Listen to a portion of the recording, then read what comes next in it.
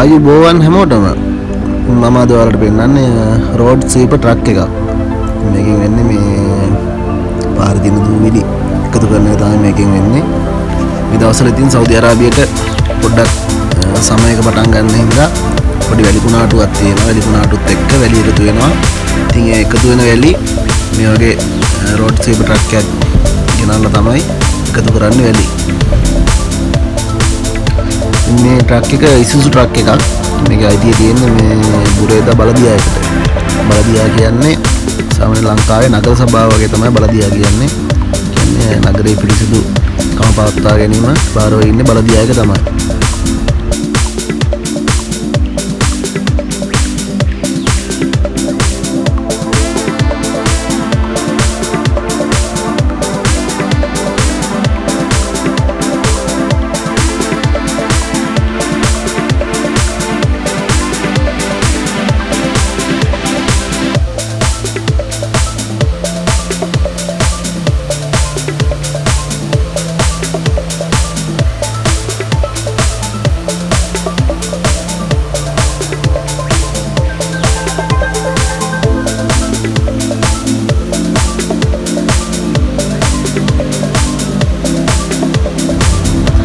මේක මේ පාර ක්ලියර් කරගෙන යනකොට මේ ඉස්සරහින් වතුර ලයින් එකක් තියෙනවා. වතුර ටිකක් ඉදගෙන තමයි යන්නේ දූවිලි ඇස්සෙන අඩු වෙන්නේ.